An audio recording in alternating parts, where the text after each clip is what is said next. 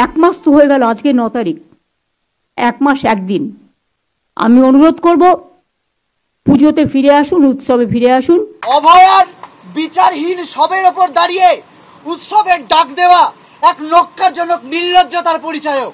মৃতার মা বাবা ও মেয়ের ন্যায় বিচারের দাবি, আন্দোলনের দায়িত্ব আমাদের হাতে তুলে দিয়ে গেছেন।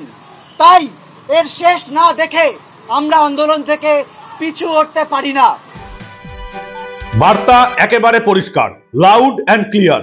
আন্দোলন জারি থাকবে যতক্ষণ না রাজ্য সরকার তাদের সব দাবি মেনে নেয়, ততক্ষণ বিচারপতি চন্দ্রচূড়ের রায় আর মুখ্যমন্ত্রী মমতার হুমকিও তাদেরকে টলাতে পারছে না। রুদ্ধশ্বাস লড়াইটা এবারে একেবারে সামনাসামনি। কিভাবে নির্লজ্জের মতন এই লড়াইটা ভাঙার চেষ্টা চলছে, এতদিনে আপনাদের সামনে পুরো পরিষ্কার হয়ে গেছে ব্যাপারটা। গতকালও সুপ্রিম কোর্টে প্রধান বিচারপতি DY চন্দ্রচূড়ের বেঞ্চে মমতা বন্দ্যোপাধ্যায়ের স্বাস্থ্য দপ্তর যে কত বড় একটা মিথ্যা রিপোর্ট দিয়েছে সেটাও ফাঁস করে দিয়েছেন জুনিয়র ডাক্তাররা। মিথ্যা রিপোর্ট দিয়ে আন্দোলন ভাঙার চেষ্টা, সেটা বুঝতেই পারলেন না বিচারপতি চন্দ্রচূড়। কোনো আইনজীবী প্রতিবাদও করলেন না। আন্দোলন কিন্তু থামছে না।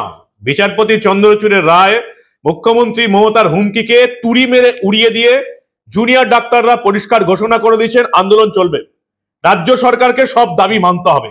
5 দফা দাবি দিয়েছেন রাজ্য সরকারকে, এবং আজকে আবার স্বাস্থ্য ভবন অভিযান শুরু হয়ে গেছে। আর কি হলো, রাজ্য সরকার কিভাবে মিথ্যা রিপোর্ট দিল সুপ্রিম কোর্টে, সবটা দেখাবো আপনাদের। এই প্রতিবেদন শেষ অবধি দেখুন। আমি মানব, দ্য নিউজ বাংলায় আপনাদের স্বাগত জানাচ্ছি। আপনারা গতকালই দেখেছিলেন বিচারপতি DY চন্দ্রচূড়ের ডিভিশন বেঞ্চ রায় দিয়েছিল, একটাই রায় দিয়েছিল এত কাণ্ডের পরে, যে অনির্দিষ্টকাল ধরে জুনিয়র ডাক্তারদের কর্মবিরতি নয়, এবার কাজে ফিরতে হবে। মঙ্গলবার বিকাল 5টার মধ্যে প্রত্যেককে কাজে যোগ দিতে হবে। এত কিছু কাণ্ড হয়ে গেল। কলকাতা পুলিশ, হাসপাতাল কর্তৃপক্ষ এত ঘাপলা করলো, এত প্রমাণ লোপাট করে দিল। মমতা বন্দ্যোপাধ্যায়ের প্রশাসন এবং পুলিশ কি করেছে সুপ্রিম কোর্টের কাছে, গোটা দেশের কাছে পরিষ্কার হয়ে গেল। একটাও শব্দ সেটা নিয়ে বলল না বিচারপতি DY চন্দ্রচূড়ের ডিভিশন বেঞ্চ। তারা স্বতঃপ্রণোদিত হয়ে এই মামলাটি নিয়েছিল। বাংলার মানুষ বুঝতে পেরেছে এই একটাই কারণে জুনিয়র ডাক্তারদের আন্দোলনটাকে বন্ধ করে দিতে হবে। কপিল সিব্বাল যেটা বললেন বিচারপতি চন্দ্রচূড় সেটাই মেনে নিলেন। সেটাও জলজান্ত মিথ্যা কথা। আগে আমি আপনাদের সেই মিথ্যার কাহিনীটাই শোনাবো, যেটা সুপ্রিম কোর্টে দাঁড়িয়ে গোটা ভারতবর্ষের মানুষের সামনে জলজান্ত মিথ্যা রিপোর্ট দিলেন মমতা বন্দ্যোপাধ্যায় সরকার। কপিল সিব্বাল সেটা অম্লান বদলে বলে গেলেন, সেটা স্বীকার করে নিলেন বিচারপতি DY চন্দ্রচূড় এবং রায় দিয়ে দিলেন ডাক্তারদের বিপক্ষে। আসল কাহিনীটা আপনারা ভালো করে শুনুন। অনেকেই দেখেছেন সোশ্যাল মিডিয়ায় এই পোস্ট ভাইরাল হয়েছে।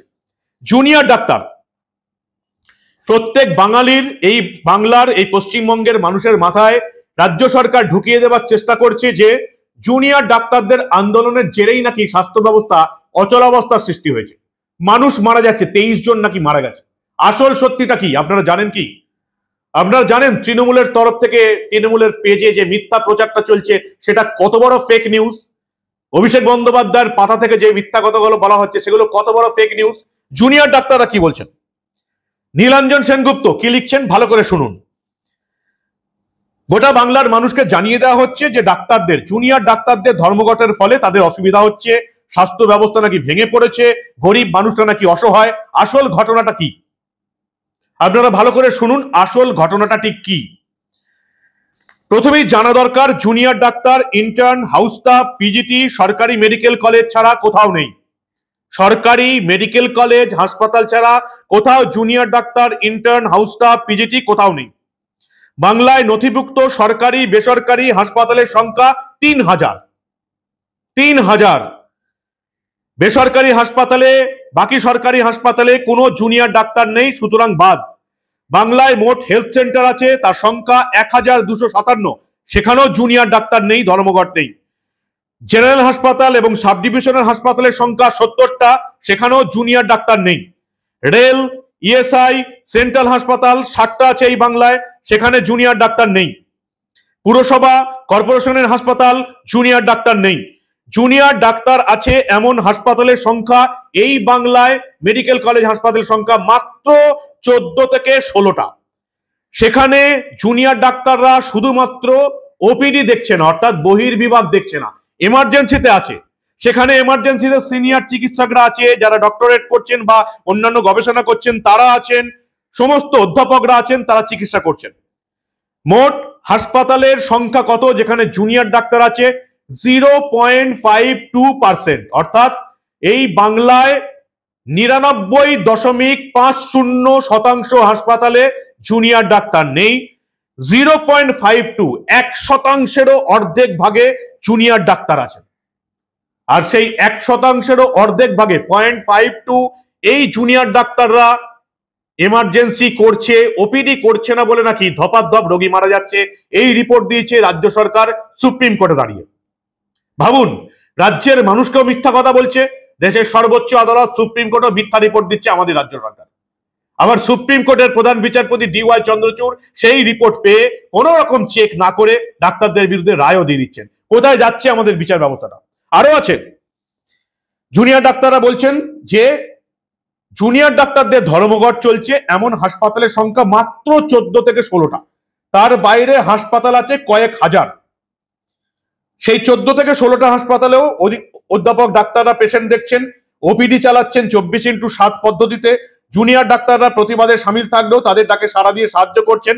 জুনিয়র ডাক্তাররা এমার্জেন্সিতে আছেন, অন্যান্য জায়গায় শুধু ওপিডি দেখছেন না, মাত্র 14 থেকে 16টা হাসপাতাল। জুনিয়র ডাক্তারদের সংখ্যা মোট ডাক্তারের সংখ্যার কত? 0.5%, অর্থাৎ এই বাংলায় মোট ডাক্তার যারা আছেন তাদের সংখ্যা হচ্ছে 99.50%। জুনিয়র ডাক্তারদের সংখ্যা 0.5%, 1%-এরও অর্ধেক। রাজ্য সরকার রিপোর্ট দিচ্ছে জুনিয়র ডাক্তার, এই 0.5% ডাক্তার জুনিয়র ডাক্তার কাজ করছে না বলে নাকি রাজ্যের স্বাস্থ্য ব্যবস্থা বসে গেছে, 23 জন রোগী মারা গেছে, লক্ষ লক্ষ মানুষ চিকিৎসা পাচ্ছেন না। জুনিয়র ডাক্তারদের সংখ্যা মোট ডাক্তারদের সংখ্যার 0.5%। এখন এই মোট ডাক্তারের 0.5% জুনিয়র ডাক্তারদের ধর্মঘটে যদি স্বাস্থ্য ব্যবস্থা ভেঙে যায়, গরিব পেশেন্টদের ধপাধপ প্রাণ যায়, তাহলে চারখানা কথা আছে। এক, এই জুনিয়র ডাক্তার নামক কলুর বলদের উপর টিকে ছিল পুরো স্বাস্থ্য ব্যবস্থার জোয়াল, এটা একদম পরিষ্কার হয়ে গেল। অর্থাৎ মমতার স্বাস্থ্য ব্যবস্থাটা একেবারে খোকলা হয়ে গেছে। 0.5% জুনিয়র ডাক্তারদের উপর এই পুরো সিস্টেমটা নির্ভর করে আছে, যেটা সুপ্রিম কোর্টের রিপোর্ট দিয়ে জানিয়েছে মমতা বন্দ্যোপাধ্যায় সরকার। পেছোবার আর কোনো জায়গা নেই, অস্বীকার করার কোনো জায়গা নেই। যদিও তিনি মমতা বন্দ্যোপাধ্যায় 10 লাখ টাকার কথা ঘোষণা করেও পরের দিন বলতেই পারেন আমি এরকম কথা বলতে পারি না, আমি এমন কথা বলিনি। দুই, জেলায় জেলায় যে সমস্ত মেডিকেল কলেজ হলো ঢাকঢোল বাজিয়ে, সেখানে এখনো ফার্স্ট ব্যাচ বের হয়নি, তার ইনফ্রাস্ট্রাকচার কর্তব্য নয়, ইন্টার্ন নেই, প্রমাণ হয়ে গেল, সুপ্রিম কোর্টে ঘোষণা করেছে মমতা বন্দ্যোপাধ্যায় সরকার। তিন, সরকারি হাসপাতাল মানে দুর্নীতির প্রসূতি সদন তৈরি হয়েছে, যা খুল্লাম খুল্লা বেআব্রুয়াজ। অর্থাৎ 0.5% জুনিয়র ডাক্তার ছাড়া সরকারি হাসপাতাল নাকি চলে না, মেডিকেল কলেজ হাসপাতাল, বাকি ডাক্তাররা তাহলে কি করে?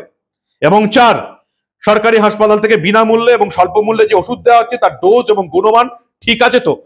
0.5% জুনিয়র ডাক্তারদের অভাবে যদি স্বাস্থ্য ব্যবস্থা ভেঙে পড়ে, তাহলে বুঝবেন যে স্বাস্থ্য ব্যবস্থাটা কেমন চলছে। হয়তো মমতা বন্দ্যোপাধ্যায় বলবে আমি তো এগুলো বলিনি, সুপ্রিম কোর্টে হলফনামা দিয়ে রাজ্য সরকার রিপোর্ট দিয়েছে, তারপরেও। জুনিয়র ডাক্তাররা বলছেন মমতা বন্দ্যোপাধ্যায়কে ক্ষমা চাইতে হবে। কি করে তিনি উৎসবে মারতে বলেন আন্দোলন থেকে, শুনুন কি বলছেন জুনিয়র ডাক্তাররা। অভয়ার বিচারহীন সবের ওপর দাঁড়িয়ে উৎসবের ডাক দেওয়া এক নক্কারজনক নির্লজ্জতার পরিচায়ক।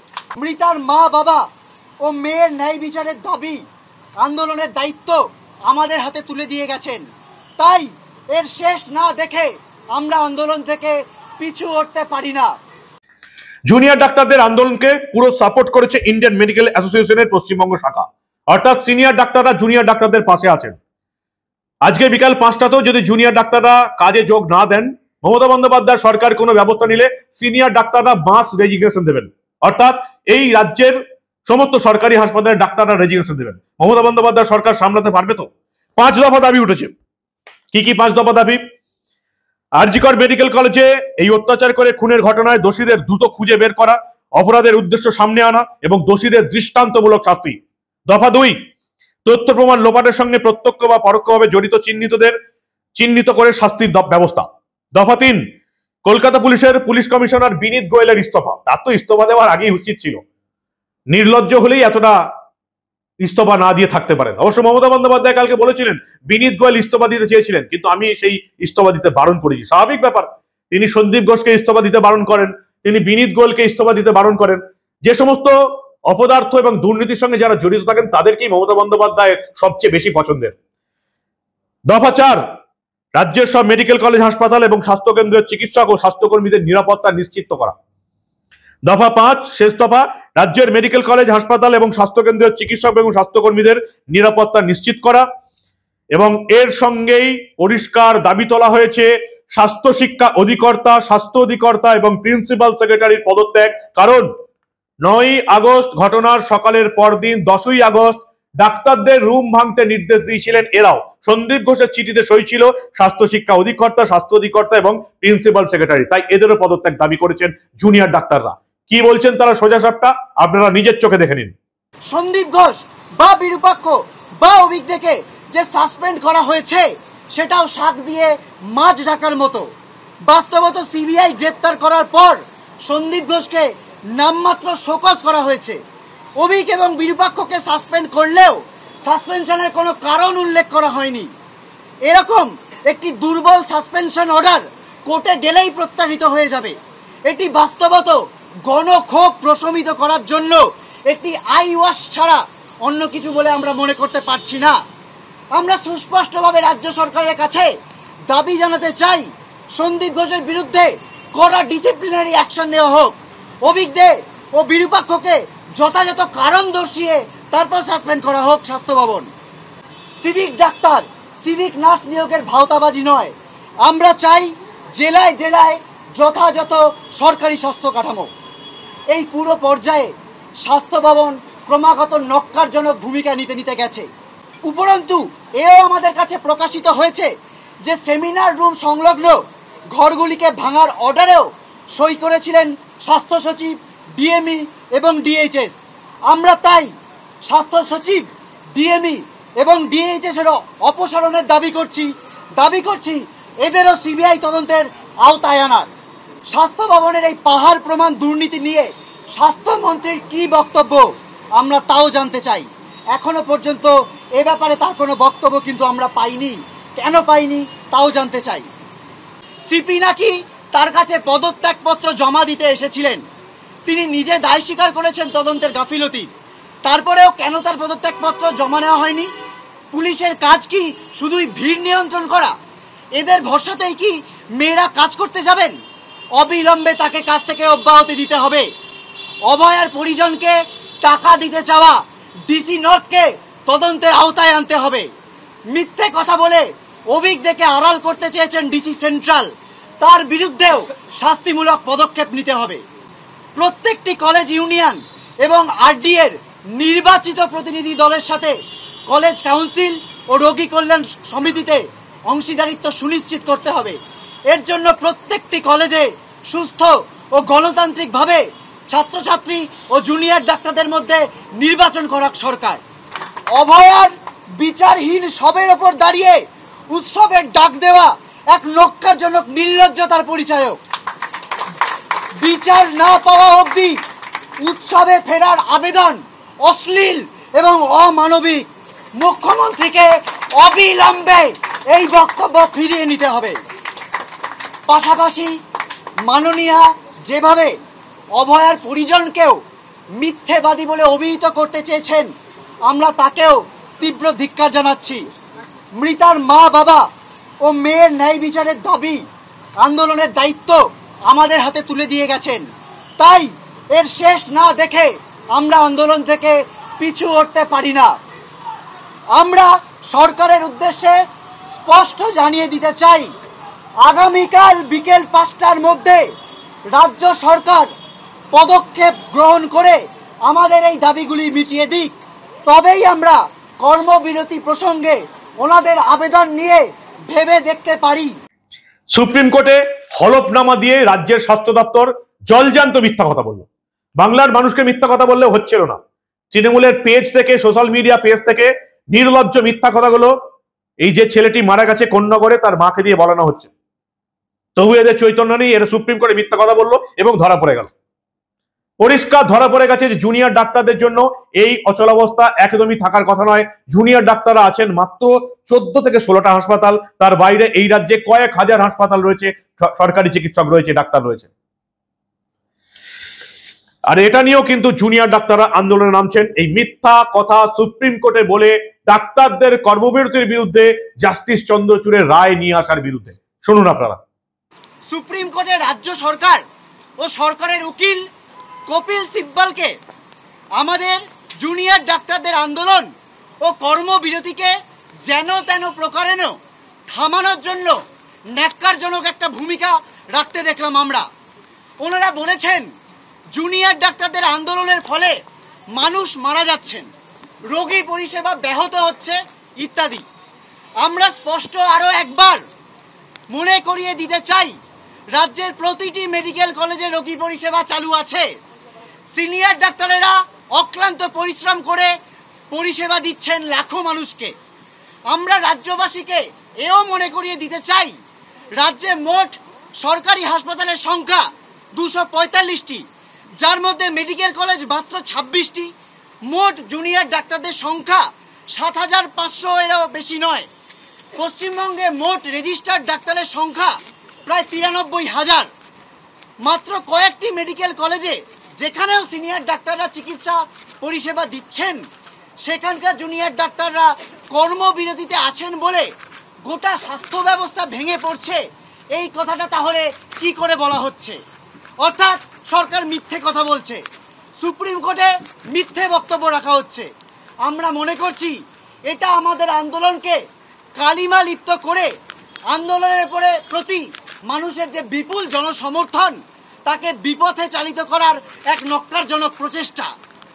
আমরা সরকারি কৌশলী কপিল সিব্বল এবং স্বাস্থ্য দপ্তর তথা স্বাস্থ্যমন্ত্রীকে ধিক্কার জানাচ্ছি সুপ্রিম কোর্টকেও বিপথে চালিত করার এই ভিন্ন প্রচেষ্টার জন্য।